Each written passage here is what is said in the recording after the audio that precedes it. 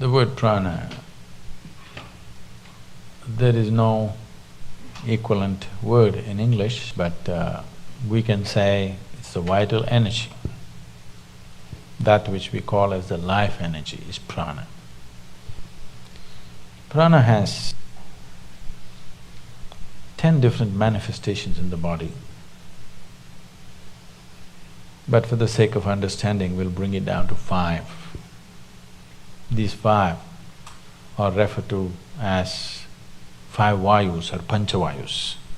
This is Pranavayu, Samanavayu, Udhanavayu, Apana and Vyana. They're in charge of different dimensions of what happens in this human mechanism. This is an endless subject if I speak like this. I'm just trying to abridge it in a sensible manner. Taking charge of this. Yama means to control or to take charge. Pranayama means a method with which you want to take charge these Panchavayus. Because how your body functions, how your mind functions, how the whole physiological framework, this human mechanism, how it functions, is determined by this energy. This is an energy, it is an intelligent energy in the sense it carries a certain amount of memory. The karmic memory of the individual person is imprinted on this energy. So in each person, the prana functions in a different manner. It is unique to each individual. It is not like… it is like electricity. Electricity is not smart. It can light up the the light bulb, it can run the camera, it can run the air conditioning, it can do million things, but not because of its intelligence. It does the same thing, always. Because of a particular device, a certain thing happens. But now I'm talking about, this will happen in future, that you may have smart electricity. It is not far away. In the next 50 years, you may have smart energy, that the energy behaves in a particular way. You can make it behave in a certain way because you can imprint certain memory upon it. So this is an intelligent energy where a certain amount of imprint is there. Because of that, it functions in a specific manner in an individual person. That is going into an extremely refined form of pranayama where we particularly design something for an individual person because he's in a certain way. For that, to come to that level, it will need a general level of pranayama where it takes care of these 5 vayus. If one has a certain mastery over these 5 vayus, there is no such thing as physical ailment or particularly psychological ailment is out of question.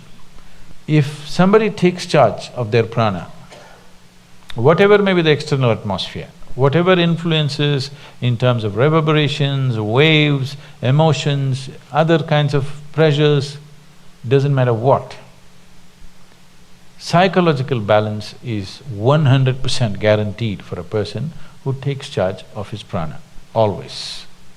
When I say balance, maybe most of you won't be medically considered imbalanced,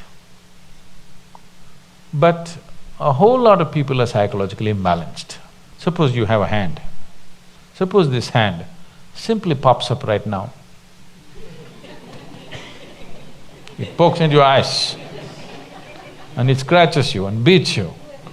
If your hand starts doing this, there is a sickness, isn't it? At least your hand is sick.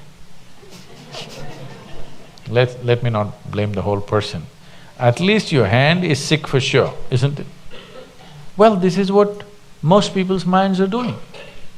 Every day it scratches you from inside, makes you cry, make you bawl, make you worry. In so many varieties of suffering, it pokes your eyeballs out many times. Is it not doing? It is sick. Maybe in a socially accepted manner, but it is sick. So one who takes charge of his prana can be 100% assured his psychological balance is there, you cannot shake it.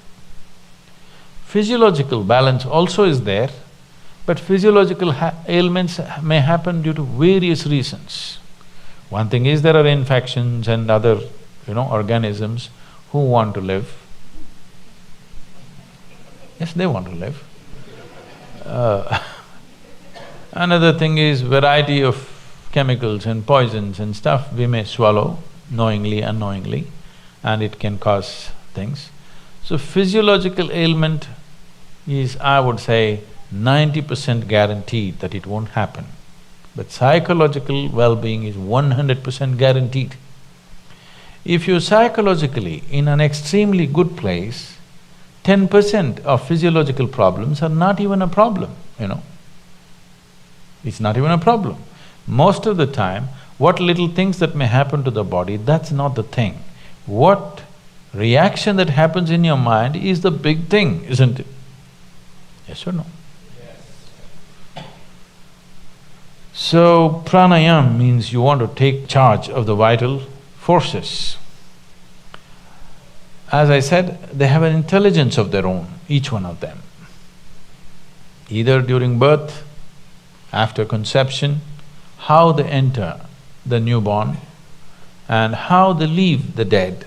In this, it clearly displays it has an intelligence of its own. One may not notice this unless they become very conscious about these things. It's a world by itself, if you ask me. It takes a certain level of attention. The word attention may not go deep enough. I'm using the word attention because the other words are horribly corrupted. Awareness and this and that are badly corrupted. So I'm using the word attention, but the word attention is not suggesting what is needed. Just mental alertness is not enough.